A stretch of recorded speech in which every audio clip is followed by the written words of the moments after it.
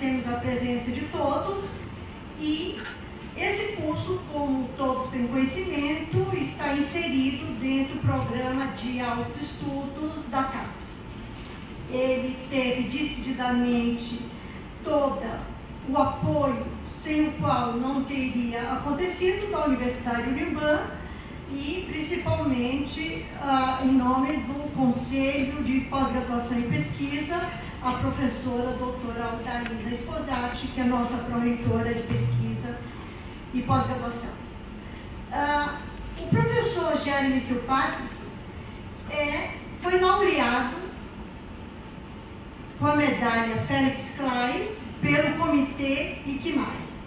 ICMAI é o mais alto nível de comitê internacional da área de educação matemática e quer dizer Comitê Internacional de Instrução Matemática, que é ligado diretamente à União de Matemáticos Internacionais. O professor Kilpatrick foi laureado, naturalmente, em reconhecimento de mais de 40 anos de realizações importantes e reconhecido em pesquisa, desenvolvimento e educação matemática. As suas numerosas contribuições e serviços do professor Jeremy Kilpatrick para a educação matemática, como um campo de teoria e prática, como ele se refere, são centrados em sua extraordinária habilidade de refletir, analisar criticamente, unificar aspectos essenciais do nosso campo, como tem se desenvolvido desde os primórdios do século XX, insistindo sempre na necessidade da reconciliação e equilíbrio entre os pontos de vista, tomando as abordagens escolhidas e as metodologias adotadas para a pesquisa. O professor é um conhecedor extraordinário da literatura internacional. Ao longo de sua carreira acadêmica, o professor Kilpatrick publicou artigos revolucionários, capítulos de livros, muitos dos quais são referências padrão na literatura, sobre resolução de problemas, sobre história da pesquisa em educação matemática, sobre a proficiência de professores, sobre as mudanças curriculares e a história delas e sobre avaliação. O professor Kilpatrick é graduado em matemática, tem seu mestrado em matemática e obteve seu doutorado na Universidade de Stanford com o Dr. Ed Beagle. Foi assistente do professor Polya. É realmente para nós uma honra, uma satisfação, motivo de orgulho o Brasil está recebendo no dia de hoje o professor Jeremy Kilpatrick.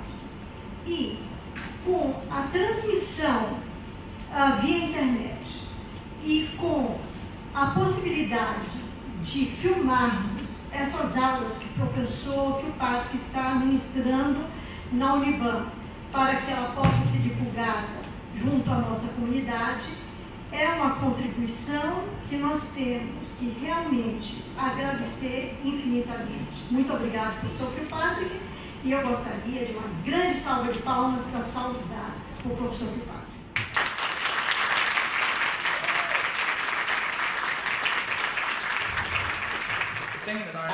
A coisa que eu tenho o maior orgulho de ter feito nos livros que publiquei é ter escrito o Stanford Mathematics Problem Book e tem problemas, dicas e soluções a partir da concorrência que era, a prova que nos era passada em Stanford para os alunos no segundo grau para matemática e também para fazer essa competição matemática, onde eles resolviam 3 ou 4 problemas em 3 horas. Então, eles podiam ganhar uma bolsa de estudos para Stanford ou um outro tipo de prêmio. Este livro foi não foi mais impresso por muitos anos, mas eu acabei de resolver com a Dover Publications, é uma editora de Nova York, para republicá-lo. Então vai estar disponibilizado em algum momento no ano que vem, e eu gostaria que vocês estivessem informados, caso não estivessem cientes ou que soubessem do livro e não conseguiam uma cópia. Então, de novo, esse livro vai ser publicado e impresso. Eu não sei se tem uma foto aqui, vocês conseguem enxergar a foto? Então, aqui temos a foto. Vai ser duro de enxergar, mas no momento, o título da aula de hoje é Promovendo a Proficiência da Matemática. Nós falamos sobre o que é a proficiência da matemática durante o último sábado, e hoje eu gostaria de continuar esta conversa, mas como sempre, neste momento eu tenho mais de um tópico em mente. Então, haverá algum debate na promoção da proficiência da matemática, mas eu também tenho outros tópicos que eu gostaria de adicionar, incluindo alguns itens sobre a pesquisa. Então, só para recordá-los, o modelo que estava no material que vocês leram para o sábado e o resumo executivo, que era Adding It Up, publicado em 2001 pela Academia Nacional de Ciências de Washington, este é o modelo que nós temos para a representação da proficiência da matemática com uma combinação de não apenas a habilidade e entendimento, mas também a competência estratégica arrazoado adaptativo e todos esses componentes que nós falamos no sábado. E a ideia, então, é promover o desenvolvimento de todos estes quando ensinamos a matemática. Então, no meu debate hoje, vamos ver quanto tempo nós temos para fazer isso. Eu tenho vários slides para mostrar e teremos tempo, se Deus quiser. Então, a primeira coisa que eu gostaria de falar, a pergunta que enfrentamos ao fazer o estudo que levou ao Adding Up, somando. Então nós vamos voltar a esse pergunta. O que nós contamos na prova da pesquisa? No sábado, na quinta sessão, nós vamos voltar a essa pergunta do que conta numa pesquisa, mas eu gostaria que você já começasse a pensar nela. Então, o que conta como prova de uma pesquisa? E vamos fazer algumas ponderações sobre isso e retornar essa pergunta.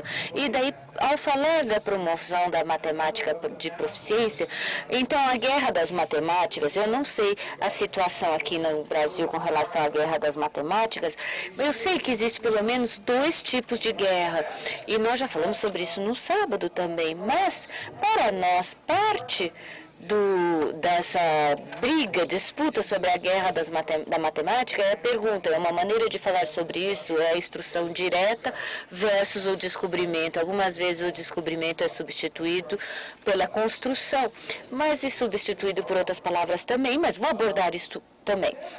E daí eu gostaria de ingressar na pergunta de como nós vamos investigar isso, e eu gostaria de mostrar de alguns experimentos no nosso campo que as pessoas estão propondo que devemos fazer experimentos na educação da matemática, e eu gostaria de falar na educação como um trípode, que é a maneira como as pessoas também pensam algumas vezes. E daí eu vou falar sobre uma pergunta mais profunda, sobre estudos comparativos, e eu acho que uma parte que eu vou falar menos é os estudantes norte-americanos em termos de álgebra, porque eu acho que não deve ser tão interessante para vocês.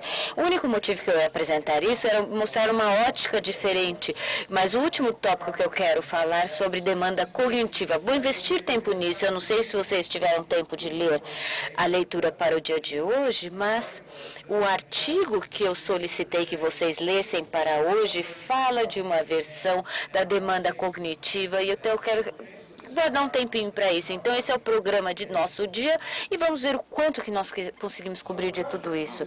Então, a pergunta é o que nós devemos contar como pesquisa, é a prova de pesquisas. E quando perguntamos às pessoas e solicitamos se apresentar ao comitê no ano de 99, 2000, quando estávamos preparando nosso relatório, Doug Cornine era ele era da Universidade de Oregon e ele era um dos pesquisadores. Ele falou que nós precisamos no nosso campo pesquisa experimental e também grupos de comparação, e também precisamos de pesquisas qualitativas, são vitais, mas não dá informação tão confiável com relação à eficácia relativa de diferentes abordagens. E eles solicitou então um centro de provas para a educação. Então esse ponto de vista dele é uma revisão, ponto de vista minoritário dos educadores da matemática nos Estados Unidos, mas nos últimos anos nós temos visto o nosso governo assumir uma posição forte em linha com o que o Doug Cornine falou. Então temos que entender esse posicionamento, embora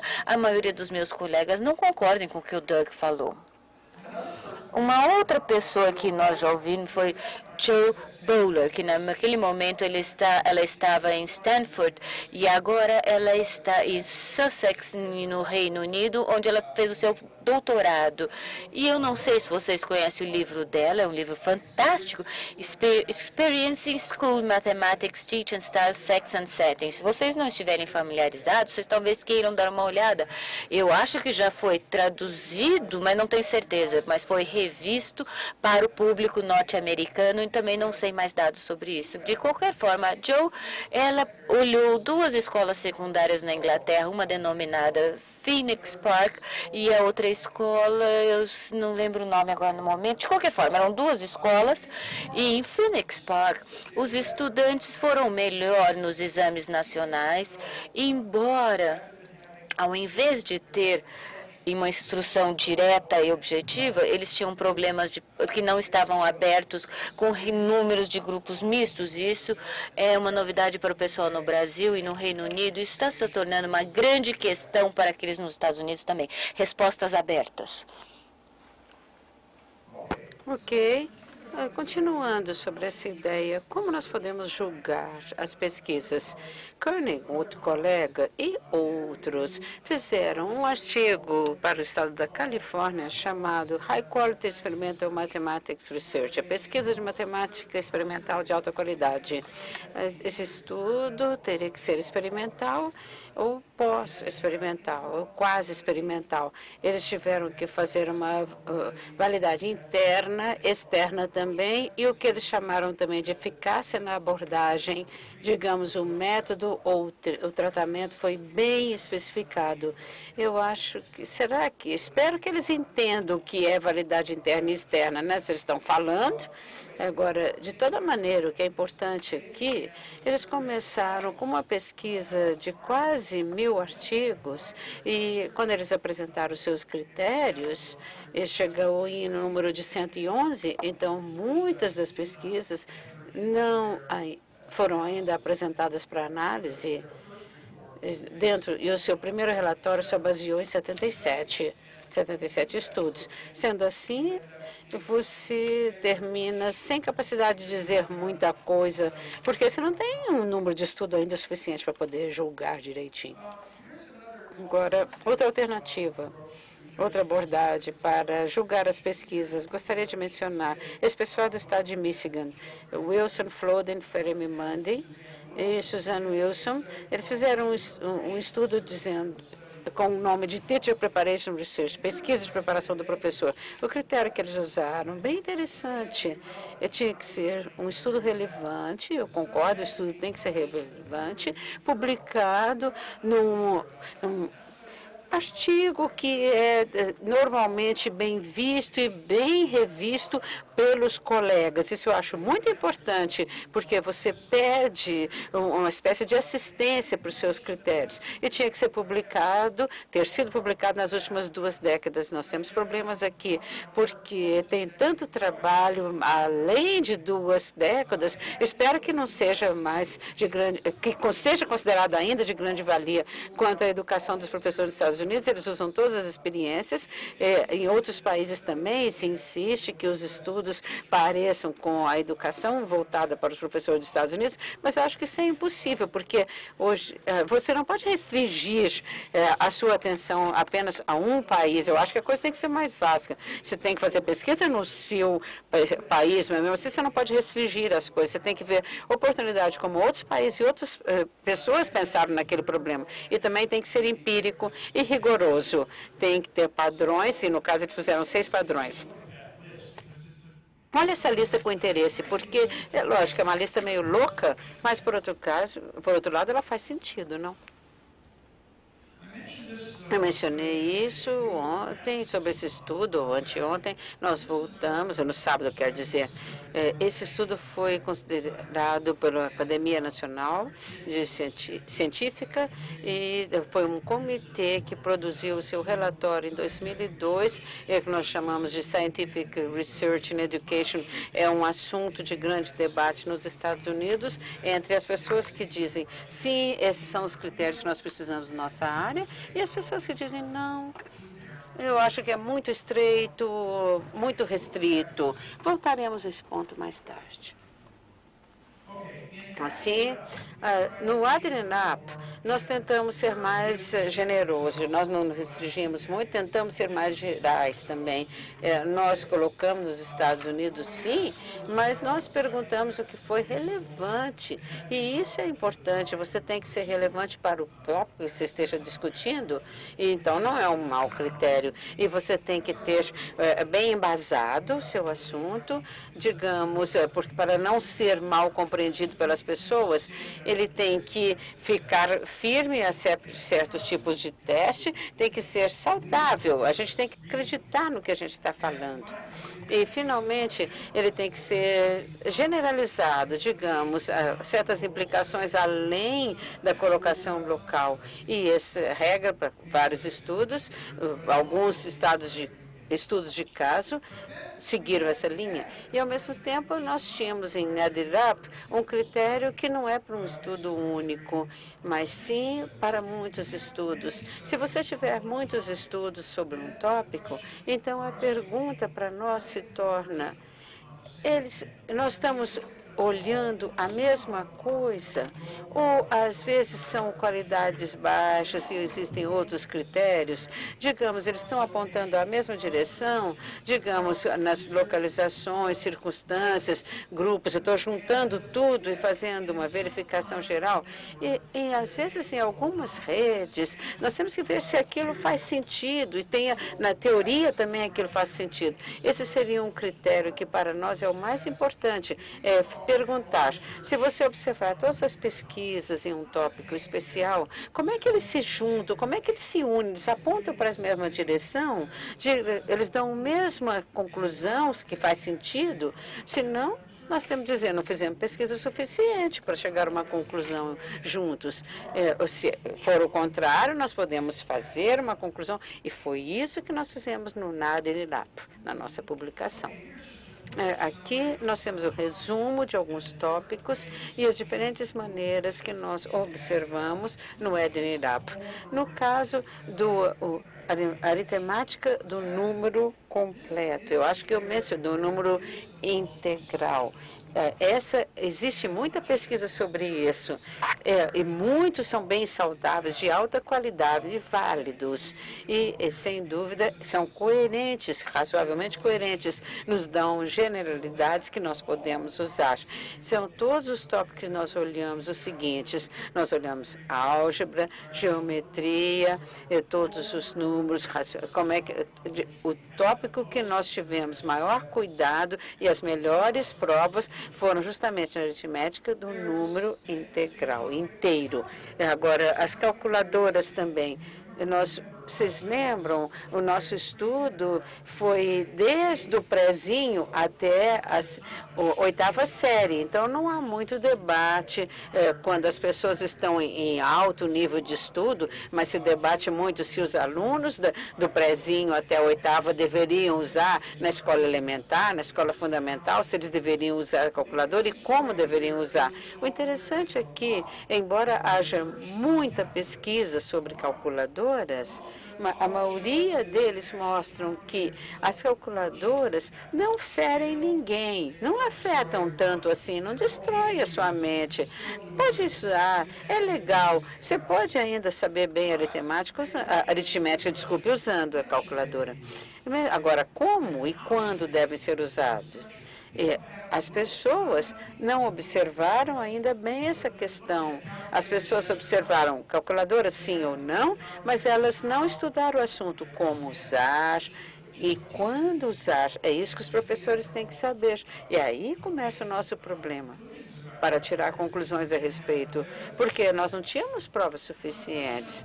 A pergunta quanto aos grupos cooperativos, pequenos grupos, é um outro tópico que para nós, sou professor de matemática, digamos, matemática em grupo parece uma coisa razoável, mas existem muitas pessoas que têm objeção a isso. Agora, quanto à questão de grupos cooperativos, os problemas é que nós temos muitas pesquisas nesse campo, mas o maior problema é que as pessoas definem grupos cooperativos de várias maneiras. Para alguns pesquisadores, é apenas um grupo de crianças sentadas junto estudando qualquer coisa. Para outros, não. São crianças trabalhando sobre matemática de maneira especializada, fazendo coisas diferentes, etc.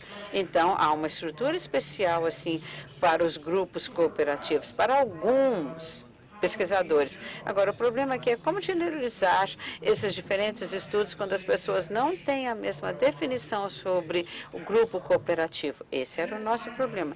E, finalmente, a pergunta, o assunto sobre materiais do novo currículo que nós fizemos nos Estados Unidos em resposta aos esforços baseados nos padrões de currículo.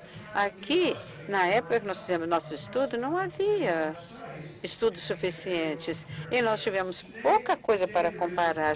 Hoje existe uma evidência, uma prova comparativa, e então nós podemos apresentar muito mais estudos, mas na época que nós fizemos o nosso trabalho, não tínhamos. Aqui você vê o espectro de como, dependendo do tópico, você pode ter muita evidência em como trabalhar com essas provas. O que eu aprendi com tudo isso é que todo mundo sabe anedotas que convencem. Todos nós temos as nossas historinhas, o que funciona, o que não funciona no ensino da matemática. Então, sempre sabemos sobre pesquisas e provas que confirmam o que a gente acredita. A gente gosta porque ajuda a defender o nosso caso.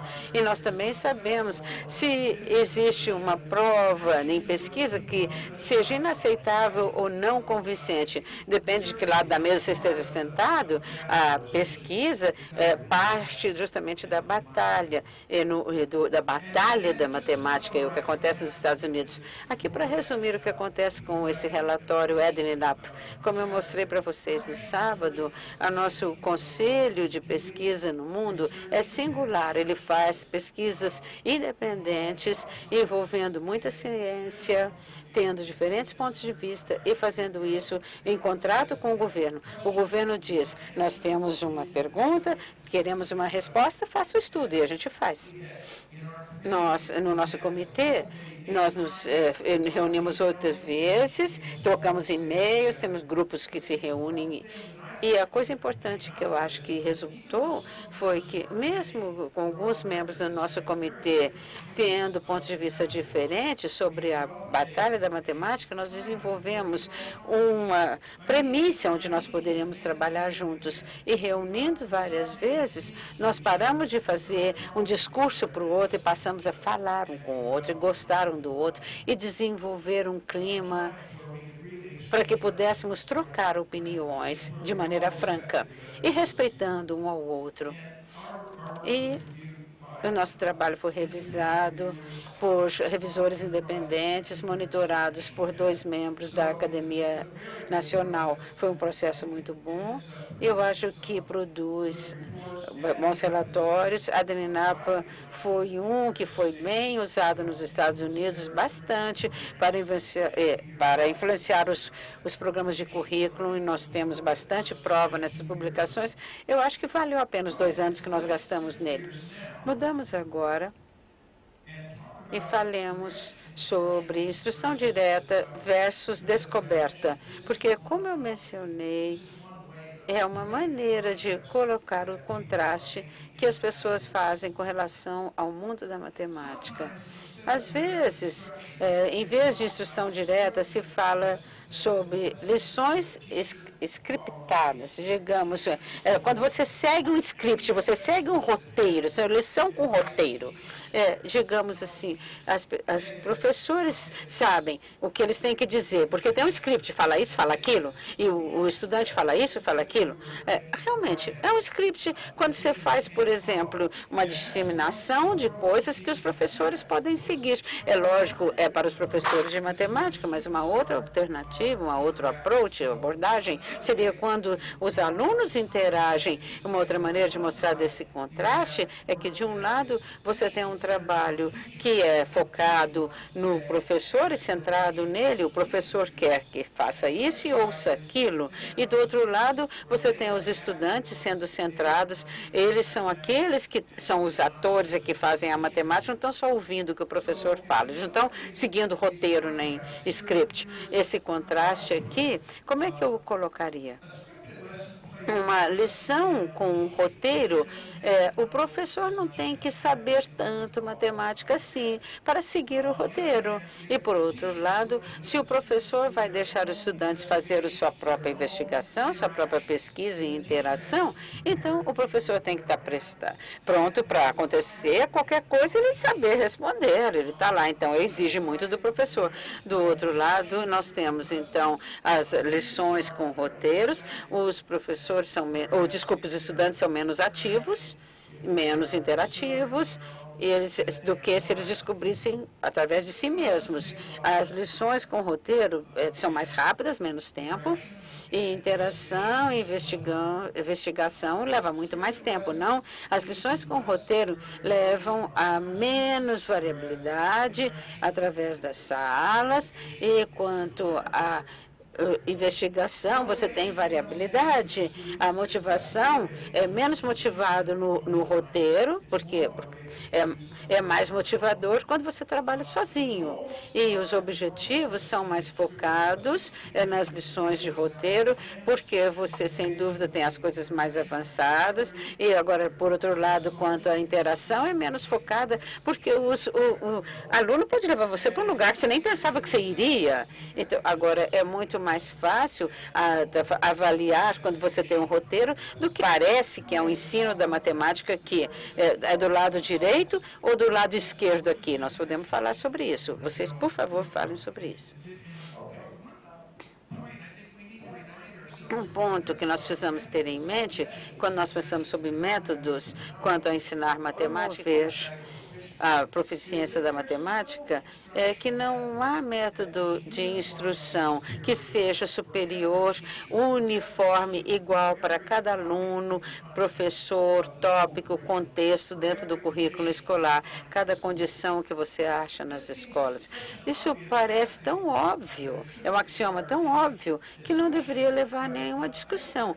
Mas eu não tenho certeza se os políticos e os pais entendem isso tão bem. Pode ser que eles pensem que se você pudesse estruturar e ver que um método para ensinamento resolve todos os problemas, seria maravilhoso, mas não é assim. Olha essa pergunta. Nós não vamos achar esse método único, não há uma bola mágica, uma varinha mágica, não existe um problema para arrumar o universo. Agora, digamos, há possibilidades, riscos, sem dúvida, é isso que nós temos que entender. Existem mais e menos para tudo que nós fazemos quanto a ensino. Existem coisas acima e abaixo, por isso que é tão difícil e tem que fazer tanta pesquisa, não é? Assim, por exemplo, as lições com roteiro são muito boas para você colocar coisas convencionais. Temos muitas coisas convencionais, termos, definições, notificações, representações que as crianças têm que aprender e eles não vão descobrir sozinho. Alguém tem que orientar. Assim, para isso o roteiro funciona bem. Agora, para introduzir algoritmo, por exemplo, eles podem inventar alguns, mas os padrões estão lá. A gente tem que saber, tem que ensiná-los. Eles vão ter que saber quando sair da escola. Alguém tem que apresentar.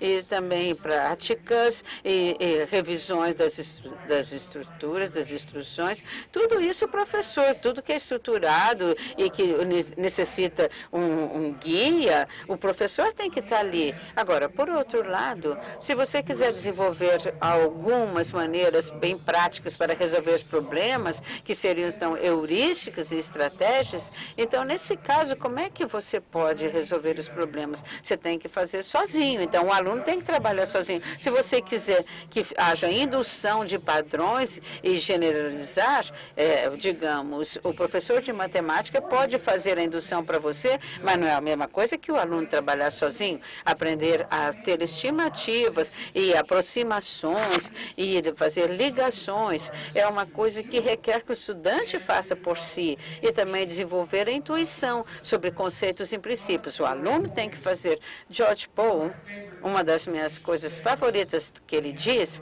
é que nós temos que aprender a educar por intuição. Nós achamos que intuição, quando você pensa a criança está em frente de você, ter uma intuição fixa, não existe isso, é a abordagem errada.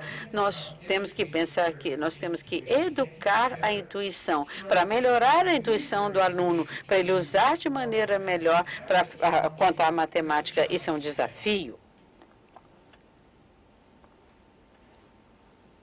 A que hora? Agora nós temos essa sala não está igual a de sábado, mas você tem alguém perto de você, não?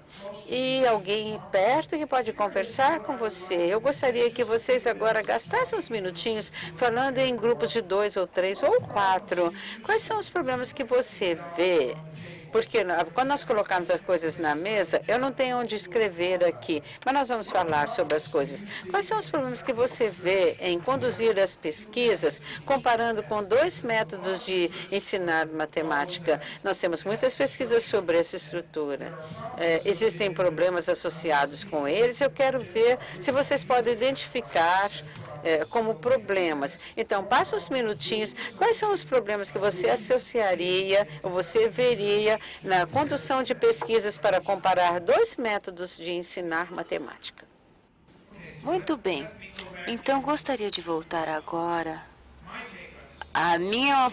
Meu palpite nesse problema é, vamos ver quantos problemas vocês identificaram que já estão discutidos aqui. Então, meu ponto de vista. Minha primeira pergunta tem a ver com esta questão de experimento, porque isto é o modelo que algumas vezes é nos dado como a única forma de poder fazer pesquisas que nos permita ter influências causais. Então, é o nosso desejo, ao comparar métodos, poder dizer que o método causou aquele determinado efeito que nós notamos, mas para poder fazer isto, temos que ter um experimento, algo próximo ao experimento. E aí, nós levantamos muitas perguntas com isto. E, como já mencionei, Carnine e o seu coautor falaram sobre estudos de pesquisa experimentais, quase experimentais e bem controlados, são a construção de blocos para o conhecimento científico. E teve, em 96, um artigo na Federação dos Professores que precisávamos de um grande tempo, grande escala para experimento formal. As pessoas falam sobre isso e são pessoas que, digamos, que estão nas pontas da educação matemática. Eles tendem a ser mais psicólogos e metodologistas. Então, o que eles tendem a fazer é ofertar a nós uma analogia com um fármaco ou qualquer tratamento médico. Isso é provavelmente a analogia mais poderosa que as pessoas usam, que é que ela é mais frequentemente utilizada. Então, eu gostaria de identificar alguns problemas que eu vejo com o experimento. Primeiro, só notar que haver experimentos verdadeiros, que são grupos randomizados, que são formados com um processo randômico, isso são raramente possíveis e eles arriscam problemas sérios. Tinha um artigo sobre James Hilbert, no volume de 99, no JRME, que aborda esta questão de como que você obtém verdadeiros experimentos na educação da matemática. E se você conseguiu, por que você os quer? E dois dos problemas que vocês identificaram e que eu também teria identificado foi nessa pergunta: qual é o tratamento experimental? Qual é o método? Como decidimos qual é o método? E daí, como que a melhor é medida? E essa é uma questão de avaliação. Qual é o resultado? Qual é o resultado final, então, bem dizendo? Então, agora eu gostaria de falar sobre essa analogia médica como educação, como um tratamento. Eu escrevi um artigo publicado em 97 numa revista matemática americana mensal, e eu estava apenas uma resposta para estudos de grande escala, apoiando utilizando o aprendizado cooperativo não limitado. Então, isso que eu falei, a pesquisa, não importa o quão grande em escala, nunca pode justificar o uso indiscriminado de um método de ensino tradicional ou outro que seja. Os métodos são sempre interpretados e utilizados de formas diferentes por professores diferentes para ensinar diferentes tópicos a diferentes estudantes. Então, esse é o ponto que eu já mencionei anteriormente. Então, o novo método não pode mais ser demonstrado como superior universalmente falando, comparado com, mesmo sendo um método tradicional. Eu recebi uma resposta de e-mail, através do e-mail, por esse artigo. Não vou mencionar quem que me respondeu isso, mas é um matemático muito conhecido. E então o que ele falou? Você fala que o novo método não pode mais ser utilizado, demonstrado que é superior comparado, por mais tradicional que ele seja. Isso é verdadeiro em parte, dado a natureza particular da educação que deve ser feita para cada indivíduo uma única vez. Isso é certamente verdadeiro, mas esse não era o meu ponto. Logicamente, provar a superioridade universal do seu tratamento A sempre vai produzir resultados superiores ao tratamento opcionais, sendo aplicado aos mesmos indivíduos ou utilizado nas mesmas salas de aula.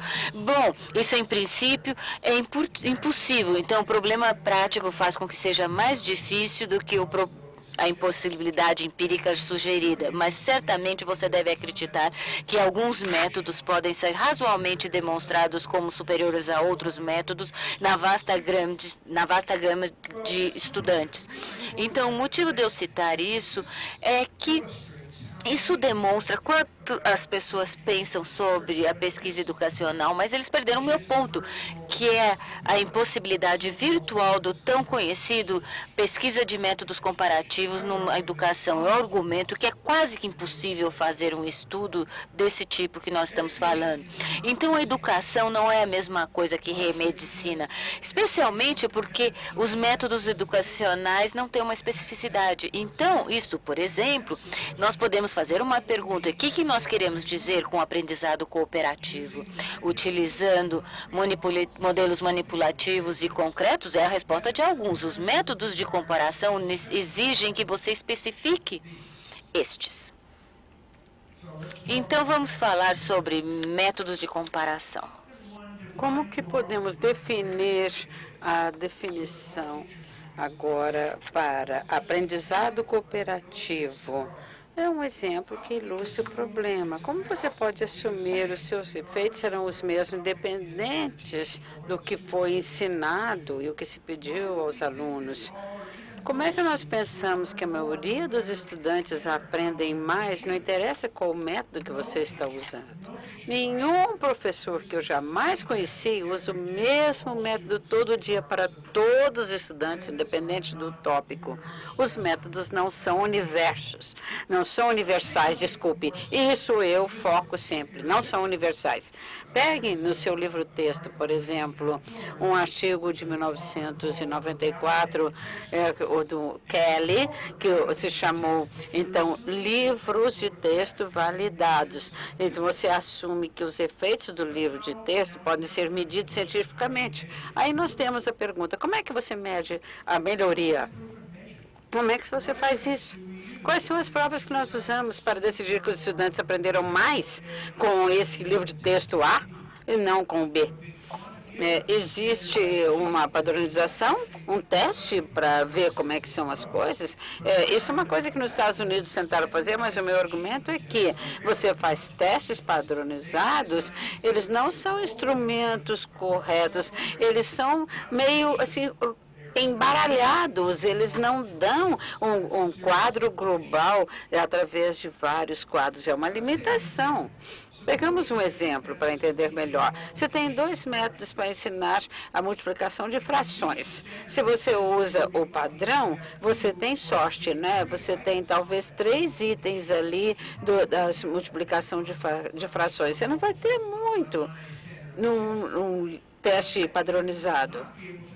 Você não vai poder fazer a pergunta, por exemplo, se os estudantes pensam que o produto é sempre maior do que cada fração. Essa é uma ideia de multiplicação que eles podem ter. Eles podem estimar o tamanho relativo de 2 produtos. Eles podem explicar os passos usados no algoritmo. Então, o padronizado não vai te ajudar a responder nada aqui. Você vai precisar uma bateria de testes para cobrir aquele tópico apenas durante aquele ano. Então, é uma parte do problema. Como é que você vai medir de uma maneira boa? Outra complicação. E se os 2 livros de texto cobrem conteúdo diferentes? Então, nós vamos fazer avaliação na intersecção? Ou no que eles têm união, o que eles têm de diferente ou o que eles têm igual? Se for no igual, todos os tópicos que todos tomam, se começarmos, por exemplo, nas diferenças, nós não vamos ter, então, um teste dos conteúdos. Nós temos oportunidade a todos para aprender. Digamos, às vezes não há conteúdo que os alunos vão aprender. Se você tentar fazer os testes, você tem que observar quais são os 2 lados. Para você medir a melhoria no aprendizado, partindo de um livro-texto, uma proposta para currículo, de uma prática que foi alterada, ela requer consenso nos objetivos e requerer um acordo não é uma coisa simples. Nas pesquisas, as provas delas, elas são baseadas em julgamento. Para você, no caso de, como Jane Hibbert falou, em 1999, as pesquisas não podem resolver, não podem fixar padrões, elas não podem resolver problemas de valores e prioridades, no caso. Então, temos que ter uma visão mais vasta, mais lata da pesquisa. É um erro levar a experiência controlada como um arquétipo para a pesquisa, para ajudar a melhorar a matemática nas escolas. Primeiramente, nós temos que ter consenso nos objetivos e nós temos que ter um julgamento correto e concordância quanto aos padrões. Aqui outro ponto, e eu acho que está na nossa discussão, a pesquisa que nós temos, digamos, como melhorar, tanto no ensino quanto na aprendizagem, significa que os professores entendem e concordam com as propostas de mudança. O professor tem que entender o método, tem que concordar com ele e sabe que pode usá-lo. E saber usar também. Nas pesquisas, nós dependemos do trabalho do professor e também nas suas mudanças, e encorajar essas mudanças e ver os valores também. A experiência leva o professor como um constante, não como uma variável. Ignora a função do professor. Quanto às terapias e fármacos que são usadas como analogias, ela depende muito menos em concorrência, atitude e condições de trabalho com relação, por exemplo, estou falando de enfermeiro e médico. O professor depende do que ele entende, do que ele concorda. Ele tem que concordar e entender o que ele ensina. Sim, eu vejo que é uma espécie de link, um elo entre os esforços da reforma e os esforços da pesquisa, e nós sabemos que muitos não resolvem esses problemas, e nós falamos no sábado sobre o que aconteceu na Califórnia, no rebate que nós tivemos lá, um problema com as mudanças no currículo e avaliação, que foram uma coisa muito radicais e não deu certo. As pessoas agora não estão satisfeitas também com as pesquisas, é um outro ponto que tem que ser estudado lá. A educação, a pesquisa educacional está sempre perene, está sempre sujeita ao desdém de certas pessoas, e as práticas atuais nas escolas de matemática, elas não estão todas validadas, e infelizmente nós, como professores, nós não temos muita prova para dar apoio ao que nós estamos querendo em termos de pesquisas. Nós agora vamos parar por 20 minutos e depois nós vamos voltar para falar sobre os estudantes dos Estados Unidos quanto ao estudo de álgebra e o desempenho da álgebra no TIMSS. Por que eu vou parar agora? Porque nós temos mais tempo depois para discutir isso.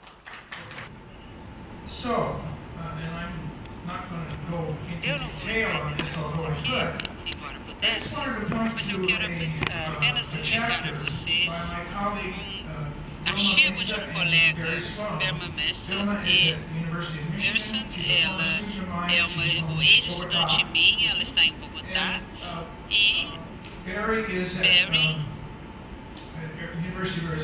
ele está na Universidade de Arizona, e os dois e eu fizemos um artigo que é UEdge Algebras Performance e IMSS. Foi publicado no ano passado. É um livro que é da Brookings Institution, que é uma instituição em Washington que faz muitas coisas, e uma delas é estudar políticas educacionais. Se você hoje a página da Brookings Institute, você não pode ter um livro, mas você pode ver informações sobre esse livro, que seria assim, a álgebra para os estudantes americanos, o desempenho quanto ao TIMSS. Eu não vou entrar em muitos detalhes aqui. Para lhe dar uma espécie de visão geral, passar muito tempo, porque há muitos dados aqui. In the 1995 Third International Mathematics and Science Study, estudo de ciência e matemática, o terceiro congresso, nós tivemos, então, discussões sobre o desempenho das pessoas quanto à álgebra no quarto ano, e alguns falaram sobre itens matemáticos, e foi melhor do que a média dos outros países. Na oitava série, o desempenho americano ficou um pouco abaixo da média quanto aos itens gerais, mas ficou na mesma quanto aos outros que estavam no oitavo grau, na oitava série em outros países. Na época, havia alguns países onde não se estudava na oitava série álgebra. Normalmente é na nona série que se estuda álgebra. Aqui você pode ver alguns números, indicadores de diferentes tópicos quanto à matemática, e você pode ver que a média americana em percentagem, nós fizemos isso errado, alguns dizem, porque nós não temos aqui as bases para fazer, mas é fácil de entender. Você pode ver a média de 26 países que participaram dessa avaliação quanto à quarta série. E foi isso que nós tivemos como resultado. O tópico não era chamado álgebra, era relações e funções. Diríamos, então, alguns das partes do quarto ano saíram muito bem, e do oitava série já ficaram abaixo do nível internacional. Você vê que muitos outros países tinham a participação do pessoal da oitava série mais do que da quarta série, e a média na álgebra foi mais baixa, no nosso caso americano. Agora, interessante é que mesmo que não tivéssemos tanta probabilidade quanto à estatística no nosso currículo, os nossos estudantes se saíam bem relativamente. Eles, sem dúvida, eles estavam melhor em estatística que em outros tópicos, quanto à probabilidade e estatística, eles estavam até bem. A minha conclusão é que, porque eles vivem numa sociedade onde eles aprendem sobre probabilidade e estatística, mesmo se os professores não falarem. É a minha conclusão pessoal. E em 2003, os países mudaram e ficou mais difícil fazer a comparação. Mas em 2003, o que nós tivemos é que mostrou uma piora, e outros países saíram melhor no quarto grau. E agora, não apenas sobre a nossa média, mas também com relação à oitava. Aqui você vê que o quarto grau em 2003 está aí representado, nós fazendo pior. E quanto nós temos então os dados com relação à estatística, foi o melhor desempenho, melhor do que a média. Mas, quanto à oitava série, se saíram melhor do que a média, que foi uma surpresa para nós. Digamos, a melhor área de desempenho deles. Muitas pessoas nos Estados Unidos querem levar crédito porque nós somos melhores que os outros em álgebra. Acho que é uma conclusão muito perigosa. Digamos, é um outro tipo de pergunta de país e não é justo falar que nós somos melhores em álgebra. Você pode ver os números aí, não preciso explicar. Como eu disse, falaram que nós não deveríamos, a pessoa que trabalha com métrica disse que nós não deveríamos fazer a média assim, mas nós fizemos. O que eu gostaria de falar a respeito é que no nosso artigo apontamos duas coisas: o conteúdo dos itens, que são bem padrão, e nós falamos sobre a demanda cognitiva. Digamos, seria o principal assunto aqui. Falemos sobre isso com mais profundidade. O conteúdo é muito claro. É assim que nós dividimos o domínio da álgebra nos nossos artigos. Nós temos muitos matemáticos no nosso país que dizem padrões não são partes legítimas da álgebra, mas nós trabalhamos muito com elas na escola. Então, nós classificamos perguntas em padrões, na álgebra informal, equação, inequalidades, funções e raciocínio algébrico e manipulação algébrica. Esses são tópicos da álgebra que todo mundo conhece, não? Aqui seria a parte que eu gostaria de passar um tempinho com vocês, é o que nós chamamos de demanda cognitiva. Essa é uma maneira, diferente do que você leu no artigo, essa é uma maneira de considerar a demanda cognitiva nesse tipo de quadrante que nós fizemos. Nós consideramos em duas dimensões. Uma que nós chamamos a dimensão do conteúdo, da direita para a esquerda. E se o conteúdo for aberto, nós colocamos na direita desse X, e se for perto, nós colocamos do lado esquerda, em 2 ou 3. O processo, da dimensão do processo, desculpe, eu estou de trás para diante aqui. O processo é aberto ou fechado. Isso que é o processo. A dimensão do conteúdo pode ser rica. Nesse caso, ele está acima desse eixo, ou pode ser quase inexistente, e aí fica abaixo desse X, desse ponto central do X, do eixo. Então, esse seria um tipo de atividade complexa, interessante, e você tem que fazer muita mobilização e informação. Um ponto está muito claro, Agora, 2 seria, então, conteúdo específico em certos conjuntos, mas há aqui uma certa constrição. E agora, no número 3, nós temos uma avaliação do conhecimento factual em uma linha muito fina e num processo, na dimensão do processo. E o 4 seria aberto, uma atividade aberta, mas ainda seria bem lisinha e bem fininha. E assim você tem como você pode partilhar uma atividade e como você pode fracioná-la para ter um quadrante. Nós classificamos dessa maneira e confiamos quanto à álgebra com relação a teams, nessas categorias. É lógico que há mais em uns do que em outros. Mas eu gostaria de passar um tempinho com vocês agora com perguntas para discussão. Como é a distribuição nesses 4 quadrantes sobre os problemas que eles têm no livro-texto no Brasil, na sua compreensão? Eu participo de escolha de livro didático na minha escola, né? Então, assim, na minha prática, a maioria dos livros didáticos ainda se encontram no quadro 2.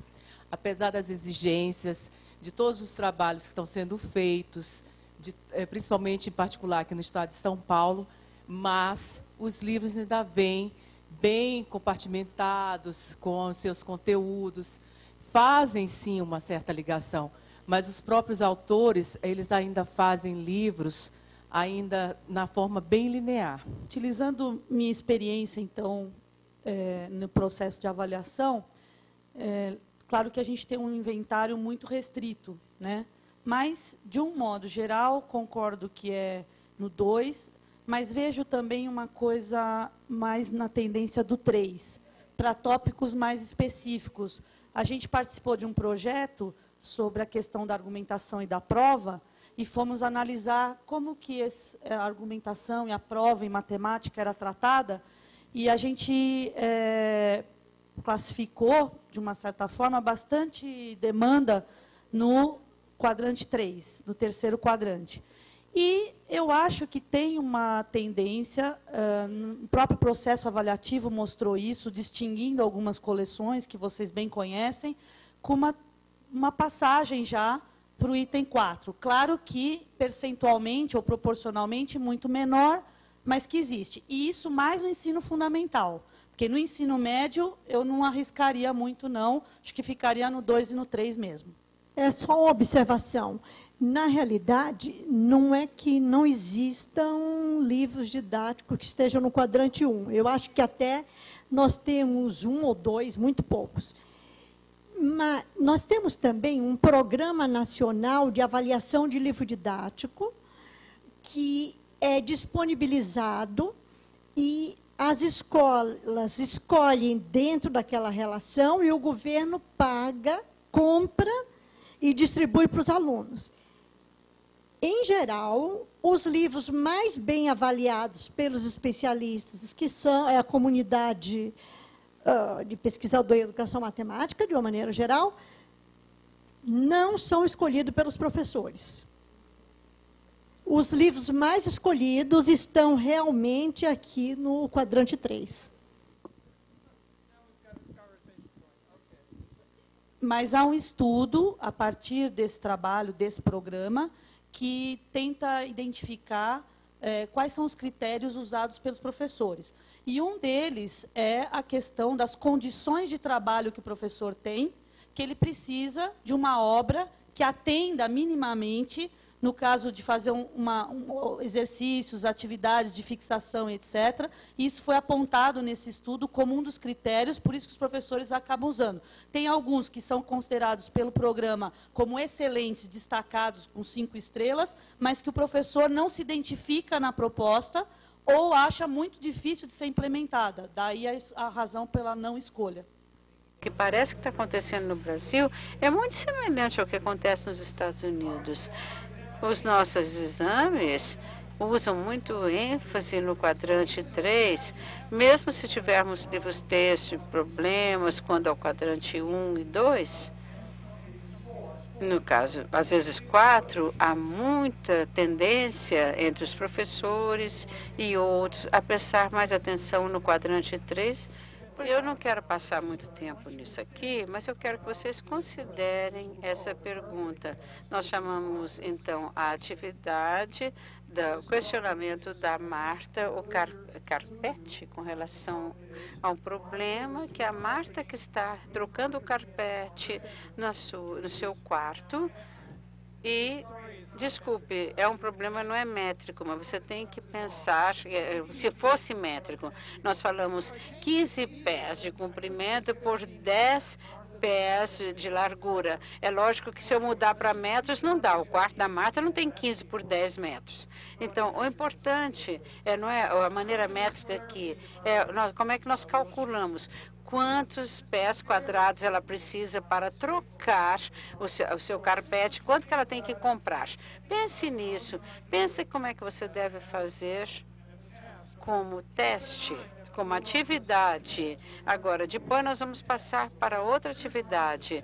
E, veja, essa é a atividade da Marta, bem direta.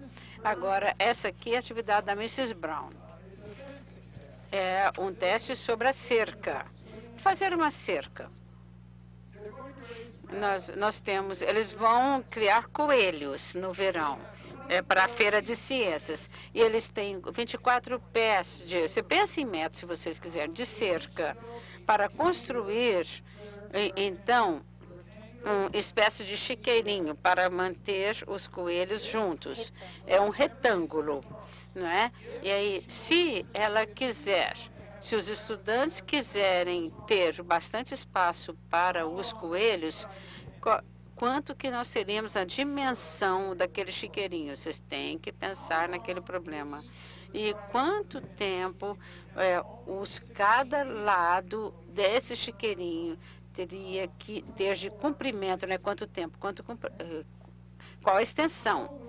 E como é que você determinaria esse chiqueirinho com mais espaço para qualquer montante de cerca? Organize o seu trabalho para que alguém leia e entenda. Repetindo, isso é complicado. Ele requer alguma coisa diferente daquele do teste do carpete. Então, no lado B aí, gente, seria então o comprimento dos lados, comprimento lateral. Pense primeiro sozinho. Como é que você resolveria cada um desses testes? Eu acho que vocês já fizeram. Tá claro, né? Fale com seu vizinho sobre como é que você poderia resolver essa atividade. Uns minutinhos, nós não vamos passar muito tempo com isso, não. Fale com seu vizinho como é que você poderia resolver e como resolveu, vamos supor. Neste caso, na verdade, eu não estou interessado realmente na sua solução. Então, vamos manter as suas soluções para si. O que eu quero que vocês façam é comparar os dois testes. Então, isso é o que eu quero que vocês conversem neste momento. Como que estes dois testes são o mesmo e como são distintos. Bom, vamos ver o que vocês têm a dizer, então. Vamos lá? Essa tarefa não é conectada aos quadrantes, embora possa ser. Mas realmente estou interessado nos seus achados. Então, vamos pegar similaridades.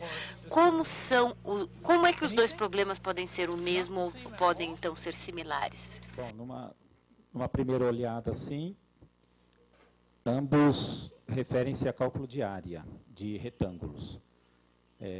E, a grosso modo, trata-se do produto da medida da base pela medida da altura. Isso nos dois problemas. Só similaridade, só, né? Diferença, não. E em cada um dos casos existe uma única solução, certa? Estamos buscando uma, muito bem. Isso levanta um ponto importante, que a demanda cognitiva depende da cognição de quem estamos falando e o que os estudantes estão pensando. Então, quando nós falamos sobre demanda cognitiva, algumas vezes nós estamos fazendo a média dos estudantes, mas nós temos que entender o que é alta demanda cognitiva para um estudante pode ser baixa para outro que já viu o problema antes. Eu acho que, como vocês, eu tenho uma pequena quantidade de similaridades, menos do que diferenças. Eu acredito que tem um outro ponto, né? O primeiro problema é que nos dois você pode usar um diagrama, você tem que achar a área, assim por diante. As diferenças são maiores do que as similaridades. Então, a fórmula da área não é utilizada da mesma forma. Você tem que generalizar no segundo caso e explicar, na verdade. Existe mais pensamento e raciocínio, e o segundo problema pode ser resolvido de mais formas do que o primeiro. E também existem diferentes formas de iniciar a solução se você tentar resolvê-lo. Se nós tentarmos comparar como as diferentes pessoas resolvem o mesmo problema, nós vamos ver mais diferenças na maneira como as pessoas iniciaram a solução. Então, existem similaridades e diferenças, e vocês me deram alguns adicionais. Certo? Um dos que eu quero me concentrar é a quantidade de raciocínio e pensamento necessário, porque para muitos isso é realmente o que nós precisamos e falamos quando falamos de demanda cognitiva. Em outras palavras, quanta cognição está sendo exigida pelo problema. Então, Quando pensamos em ensinar, é importante pensar nas tarefas que estamos utilizando junto aos nossos alunos. E não Mary Kay Stein e Peg Smith e seus colegas, eles têm um livro chamado Implementing Standards and Basic Mathematics Standards, que a editora é Teachers College Press, e eles falam nem todas as tarefas são criadas igualmente. Diferentes testes vão provocar diferentes níveis e tipos de raciocínio dos estudantes. Parece uma coisa meio óbvia. Então, o que eles fazem, na verdade, é dividir os níveis de demanda cognitiva entre 4 níveis. Isso não é sempre tão claro, então vou tentar explicar um pouquinho para vocês. O nível mais baixo é simplesmente memorizar a resposta e dar. Isso é muito claro. Um procedimento sem conexões é que simplesmente você faz um procedimento, mas você não está conectando isso a outra coisa ou conectando ao contexto, assim por diante. Então, na verdade, quando for alto nível, grande demanda cognitiva, se você seguir um procedimento e daí você tem que fazer um tipo de conexão. E finalmente, o nível mais alto, e provavelmente muitos não concordam, mas é uma ótima palavra, é fazer a matemática, o que eles chamam do nível mais alto. E isso eles querem dizer que envolve muito pensamento e muito raciocínio. Bem, eles nos oferecem uma forma interessante de pensar sobre o que nós fazemos na escola. Nós, na Georgia, achamos isso muito útil para trabalhar com os professores iniciantes do 2º grau, fazer com que estes pensem não apenas nos testes que eles trazem à sala de aula, mas o que ocorre com esses testes quando eles entram na sala. Então, está aqui a estrutura do trabalho. Nós temos as tarefas conforme aparecem no currículo ou no material de instrução. Essas são as coisas que os livros teriam, ou testes de alta demanda ou baixa demanda, mas é o que está lá no livro. Nós temos que entender, entretanto, que isso transpõe-se aos professores. Isso é o lugar onde vemos nossos alunos olhar quando os professores ensinam determinadas tarefas e ficam surpresos com o que eles fazem. Eles dão aos estudantes dicas, eles explicam o teste ao aluno de forma que fique bem mais simples e muda a demanda de tarefa. Então a primeira área ocorreu muitas mudanças, mas daí nós temos uma tarefa que é implementada pelos alunos, que pode também ser diferente. E, finalmente, existe aprendizado do estudante através da tarefa. Então, este quadro foi feito para auxiliar nosso entendimento do tipo de tarefa que está no currículo, no livro-texto, não é necessariamente o que o estudante está fazendo e o que o estudante está aprendendo. O professor está ali no meio, mudando a situação dentro da sala de aula. Já vimos vários exemplos e vou mostrar dados de estudantes sobre isso, porque é interessante ver o que ocorre. Então, aqui não é apenas a ideia de ser um gráfico preciso, apenas dando a sugestão de que quando você tem um teste que envolve fazer a matemática, envolve muito mais demanda cognitiva do que memorização. Então, isso é um gráfico, esqueça os números, eles não significam nada. Esse gráfico mostra os níveis que Stein e et al. Estão falando.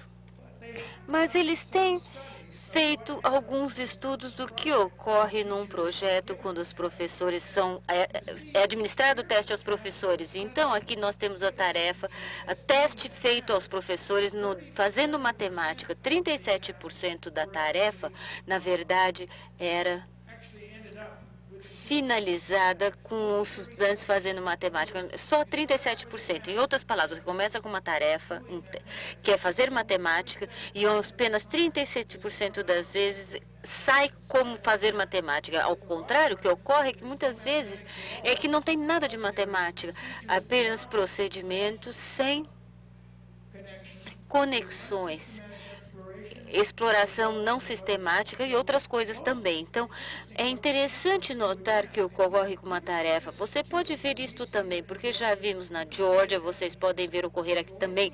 Se você está numa sala de aula onde o professor está trabalhando com uma tarefa que o autor do livro achou que era fazer matemática, e olha o que ocorre com esse teste quando as crianças recebem ele se torna uma tarefa de um teste diferente, dependendo de como o professor apresenta aquele problema.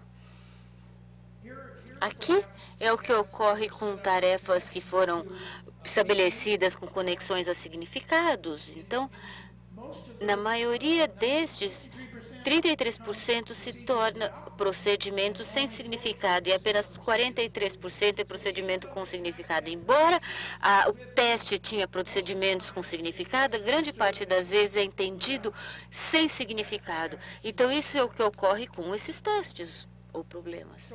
Então, aqui temos algumas das coisas que são a causa que os pesquisadores identificaram como a causa para reduzir o nível, cair o nível.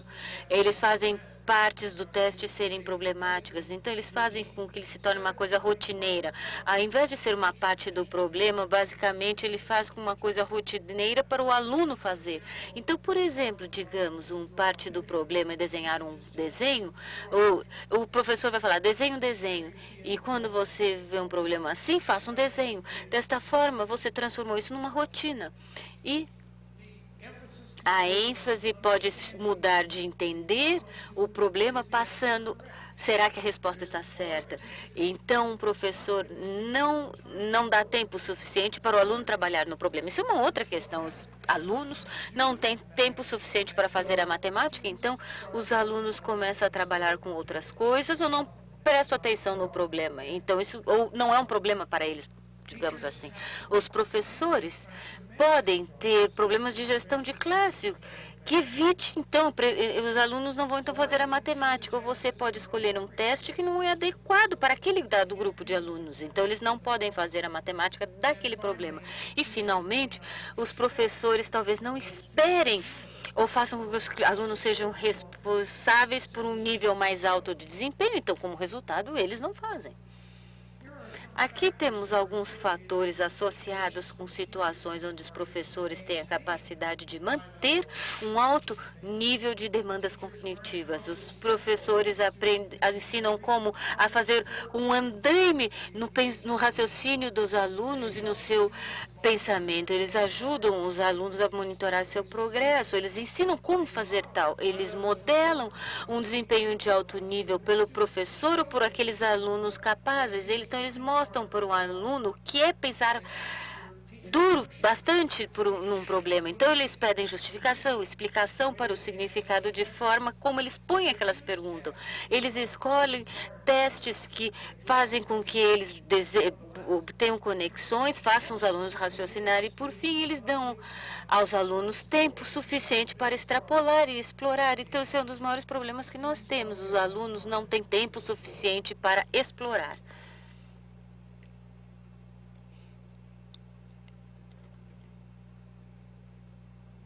Agora, no trabalho que vocês leram para hoje, eu espero que vocês tenham tido tempo de ler o artigo.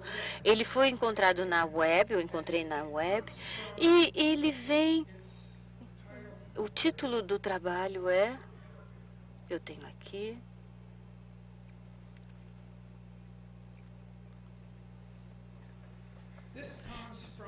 Este trabalho vem do 5º Congresso para a Educação de Pesquisa em Matemática Europeia, que ocorreu em 2007 em Chipre, e Joe Point e seus colegas, et al., conduziram um estudo de como a proporção é administrada nos livros texto das escolas em países como Portugal, Espanha, Estados Unidos e Brasil. Então, foram em 4 países que eles fizeram esse estudo.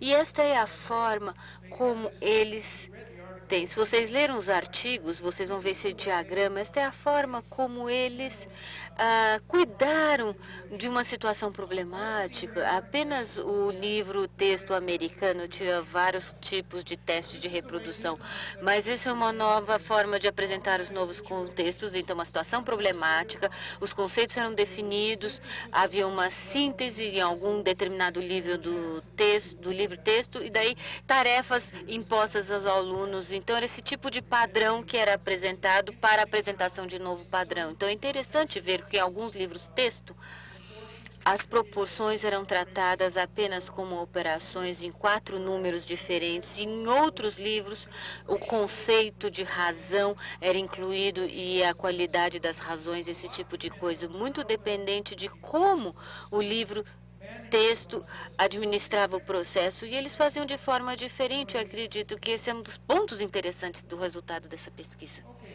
Então, aqui nós temos a tabela que eles incluíram no seu artigo, e novamente vocês já leram isso. Eu acredito que seja bastante interessante esses contrastes entre a demanda cognitiva, estrutura e contexto. Esses autores colocam a demanda cognitiva em 3 categorias, não 4. Estas são que eram usadas em PISA: reprodução, nível mais baixo, conexão no meio e reflexão. Eu acho que é muito melhor, um termo muito melhor do que fazer matemática, reflexão. Eles separaram isso, resolvendo a estrutura do problema, e tem um artigo que é feito pelo João em português, que talvez é referenciado aqui nesse artigo. Ele em português, vocês devem olhar, devem ler, porque ele discute a sua maneira de separar a demanda cognitiva da estrutura, e ele divide a estrutura em 3 categorias: aberto, semi-aberto e fechado.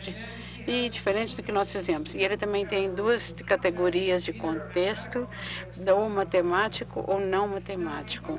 Se você observar esses números, você vê que eles não tem uma diferença muito grande entre o envolvimento da reprodução. Normalmente é uma quantia razoável, mas o número de conexões em Portugal, Espanha e Brasil é muito mais alto do que nos Estados Unidos. E no Brasil, nos Estados Unidos, estão indo muito bem quanto à categoria de reflexão, e esperamos que esses números sejam acima de 10% ou 12%, são maiores do que em Portugal ou Espanha. Nós estamos fazendo alguma coisa certinha, não? Olhando os números de problemas fechados, quase todo o livro de texto que tem quase todas as atividades como fechadas. É assim como nós fazemos, né, normalmente nos livros de matemática. No Brasil, Estados Unidos, de novo, saindo-se muito bem, 9%, não é mal, melhor do que os nossos colegas europeus, não? E assim, não matemático.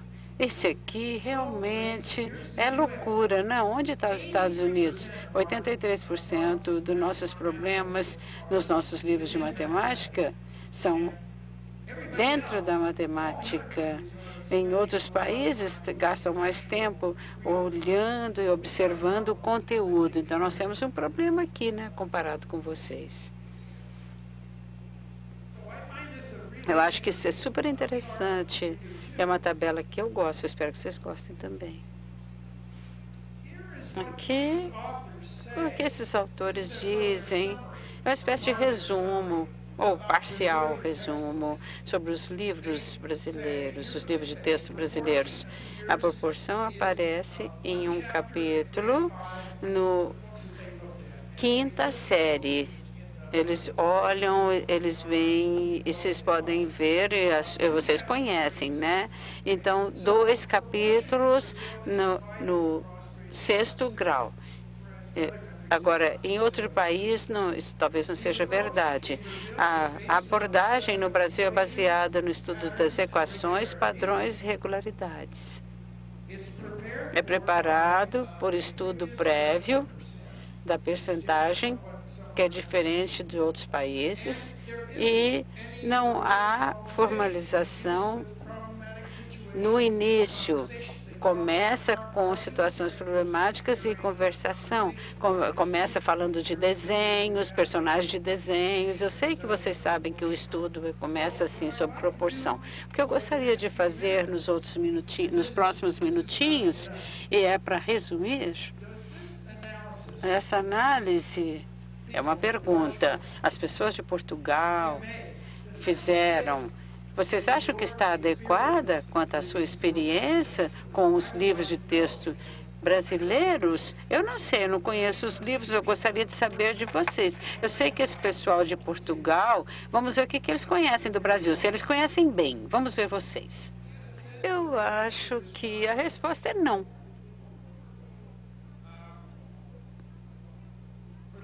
Para aqueles que leram o artigo e os que não leram, o livro foi analisado no Brasil, é o livro do Lopes. Você conhece o livro do Lopes, não conhecem? Lopes.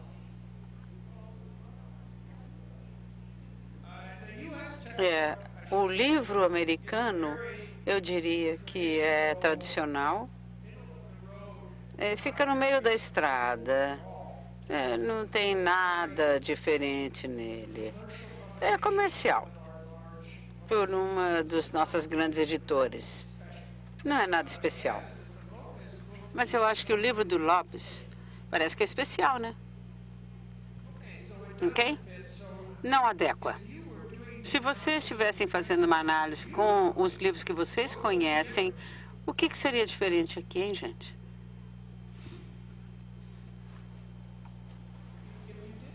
Se você fizer isto com o seu próprio livro, quais são as conclusões que seriam diferentes? Um dos pontos que a gente estava discutindo aqui, levantando, era essa questão do contexto, né? Não matemático ou intramatemático. Eu acho que há, sim, a partir dos parâmetros curriculares, a partir da própria dos cursos de formação, uma tendência junto aos professores e aos autores de contextualizar, né? Então, faz um tempo que está na moda essa coisa da contextualização. Mas, na verdade, se a gente fizer uma análise mais fina, vai ver que muitas das vezes esses contextos são puramente artificiais, fabricados, uma falsa contextualização, e eu acho que esse dado de 66% aqui no livro do Bigode, talvez eu acho que alteraria significativamente na maioria dos outros livros brasileiros. Também acho que a abordagem, na maioria dos livros, não começa com equações, padrões e irregularidades quando você está falando de proporção. É mais trabalhar com os 4 números. Okay, what other differences do you see? A nossa discussão foi em torno disso que a professora Ana Paula colocou e a Janete. Só dizer as duas coisas, que os demais livros, e na verdade os que são colocados em prática, está distante, por que não dizer, deste livro analisado do Bigode. E a sequência de conteúdos tratados dentro dos livros também não vai por esse caminho. Eu acho que, infelizmente, nesse artigo, eles novamente compararam trigo com arroz. Já que o senhor falou que o livro americano é um livro altamente comercial, tarará, tarará, né? Levantando a questão também da parte comercial, né? Os livros ainda são feitos para vender, né? E o professor ainda não se apropriou muito bem dessa prática contextualizada. Ela está começando, como a professora Ana Paula diz, é uma tendência dentro do nosso ensino, uma tendência. Claro que para isso, para uma tendência, requer tempo para ser apropriada. Certamente nós temos nos Estados Unidos uma força bem forte quanto à publicação comercial. Você tem que entender que eles estão interessados em vender os livros, sim. Assim, eles tentam descobrir qual é que a vontade dos professores, eles tentam resolvê-la. A força bem forte para trabalhar contra essa pressão do comercial seria que, ocasionalmente, seria a Fundação Nacional de Ciência dando apoio a um projeto para criar um tipo diferente de livro-texto. E nós temos esses projetos. Há maneira no Brasil de haver alguma fundação ou outro mecanismo que no Brasil para criar livros-texto que não sejam comerciais, que ofereceriam uma abordagem bem diferente, um currículo diferente? Vocês têm como fazer isso? Se assim for, eu gostaria de ouvir. Existe alguma forma que o Brasil possa obter uns livros diferentes? Não há? Não há? Tem vários livros diferentes. Eu acho que o que falta aí foram analisar esses outros. Eu vou falar de uma realidade muito específica de São Paulo, que é o que eu conheço. Eu acho que haveria, sim, possibilidade. Não sei se a Angélica ou a Patrícia podem falar alguma coisa, mas, por exemplo, na Secretaria Estadual de Educação, existe uma preocupação em determinados projetos e momentos de produção de material didático para os professores, tanto para formação quanto para uso em sala de aula. Também é muito restrito, claro, ao universo de São Paulo e de alguns projetos que foram feitos, cujo um dos objetivos era fazer o projeto de formação que também permitisse aos professores ter acesso a um material diferenciado, elaborado aí pelos educadores matemáticos ou formadores em questão. Claro que tem uma questão muito complexa, que é tempo e dinheiro. Né? Então, em geral, a gente não consegue atingir tanto essa produção que se gostaria por essas questões, mas que eu acho que existiriam mecanismos via secretaria e via ministério, eu acho que sim. A partir do ano que vem, 2009, 2010, né, os cadernos dos alunos vão ser distribuídos com base nesse material. A primeira discussão que se tem é que os alunos terão os cadernos e os livros didáticos, né? Mas a gente já sabe que as editoras estão fazendo reuniões, né, na secretaria para tomar conhecimento do material, e daí aquele outro começa esse outro mecanismo, né, de negociação. Não a partir da proposta, rediscutir a edição dos livros. Desculpe, é só para contextualizar. Na realidade, o ano passado, a Secretaria de Educação contratou alguns pesquisadores, educadores matemáticos, para pensar em uma proposta para o Estado de São Paulo e elaborarem uns cadernos orientadores de conteúdos para eles trabalharem em sua sala de aula. Então, é nesse sentido que a Angélica coloca que, como continuação desse trabalho, então será também elaborado, eu não sei se vai ser aberto edital para a elaboração desse material, ou se pesquisadores de educação matemática que vêm da nossa comunidade, que são professores de pós-graduação, ou doutores em educação matemática, ou mestres em educação matemática, estarão elaborando esse material. Agora, o que eu não sei, e que eu me coloco outra vez a questão, que eu já punha no sábado, é como esse material escrito por nós será lido pelo professor em sala de aula, que não, muitas vezes, tem representação diferente da nossa. Ou seja, a gente escreve uma coisa, considerando que a representação dele é outra, ele entende outra. Como será aplicado esse material? Eu quero dar um exemplo de algo que está acontecendo no Rio de Janeiro já há cerca de 3 anos, em que o movimento sim, conciliando a Secretaria de Educação de Jovens e Adultos do município do Rio de Janeiro e os professores. Então, por exemplo, há um projeto em que a Secretaria entrega a cada escola 50 calculadoras, mas que esse trabalho é feito só mediante a presença do professor, participando de discussões, e desses grupos saem representantes em que esses representantes, com um grupo de educadores matemáticos, elaboram um material, ou seja, ele vem de baixo para cima e não da secretaria para baixo. Boa tarde. Eu sou professor da rede pública e uma coisa que eu percebo que influencia a escolha dos professores é a questão do vestibular. Então, eles procuram ainda, os professores, mesmo com todo o subsídio da nova proposta, eles procuram livros que, teoricamente, estariam treinando melhor os alunos para os vestibulares.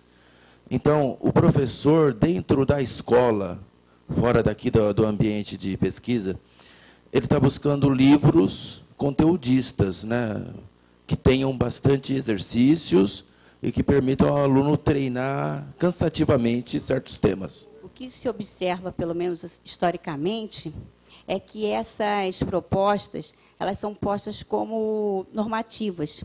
Isso não funciona, porque não levam em conta a prática do professor. Então, seria, mais uma vez, um documento oficial com propostas da Secretaria de Educação, e não levando em conta o que os professores já têm de conhecimento que é construído na sua prática. Eu só queria fazer uma colocação que é assim, acho que, independente das questões do livro, né, pensando no Brasil, escolher um livro para tomar aqui como uma referência, uma discussão, né, eu acho que tem outras questões que permeiam essa produção desse livro, né, e na minha cabeça vem uma questão assim da guerra da matemática, né, colocada muito claramente, né. Eu acho que, independente de ser o livro do Bigode, o Bigode é um partidário de uma corrente muito clara na educação matemática, né? E qualquer que se tirasse ele e colocasse qualquer outro, né, essas questões estão todas envolvidas. Então, quando se coloca um livro, tem por trás dele, né, uma concepção, né, e um jogo. As políticas idem, né? A política da secretaria tem aí muito claramente, né, uma determinação de produzir esse material. Quem chamar nessa produção? Educadores matemáticos? Matemáticos? Como se compõe isso, né? Os próprios parâmetros curriculares. Então, acho que tem todas essas questões que acabam sendo bastante pertinentes nessa discussão, né? Muito bem. Então, vamos terminar agora. Eu só gostaria de fazer um comentário de encerramento, levando em conta o que nós já falamos hoje aqui.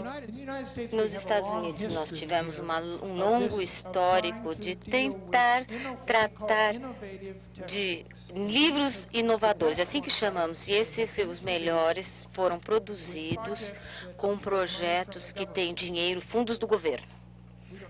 Nós não temos um Ministério de Educação, mas nós temos a Fundação Nacional das Ciências e um Departamento de Educação.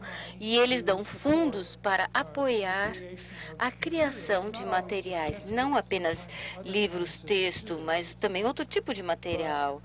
Então, é sempre um problema como que você reconcilia a publicação comercial, o governo apoiando essa publicação e o que os professores querem e podem administrar. Então, especialmente a conexão entre o governo e as editoras comerciais, que é uma questão muito difícil, porque os editores comerciais não querem concorrer com o governo. Então, eles se reclamam quando o governo produz materiais. Então, com o grupo de estudo da matemática escolar, eles têm regras muito duras de que eles não iriam concorrer com o governo e com as editoras comerciais. E eles encorajavam essas editoras a publicar pelo menos 2 versões deste material, e ao fazer isto, eles iam retirar o material do mercado. Então, a ciência não fez isso, a matemática sim. E na ciência, o projeto da ciência se tornou comercial e sobreviveu, e os de matemática nunca se tornaram comerciais e nunca sobreviveram. Então, nós nos desenvolvemos o nosso raciocínio nisso, e ao invés de querer manter as editoras comerciais longe das publicações governamentais, o que nós temos agora é que toda vez que nós temos um projeto para produzir um novo conjunto de materiais, é exigido que o projeto ache uma editora comercial para publicar este material. Então, essa é uma maneira de combinar o governo e a produção do material e a produção comercial. Me parece que está funcionando melhor do que da outra forma, embora o material apoiado pelo governo é sempre utilizado pelo número reduzido de professores e escolas por causa dos motivos que todos foram aqui apresentados. Os outros livros estão preparando os alunos de uma forma melhor para os testes e assim por diante. Então, meu ponto é essa questão de como que nós vamos conseguir um conjunto melhor de melhores materiais para os nossos professores. Todo mundo está preocupado com isso. E, na verdade, é uma pergunta de pesquisa muito interessante, mas também uma pergunta muito prática, que todo país tem que ponderar. E eu estou muito feliz de ouvir que o São Paulo está fazendo tanto neste sentido. Tá bom? Muito obrigada.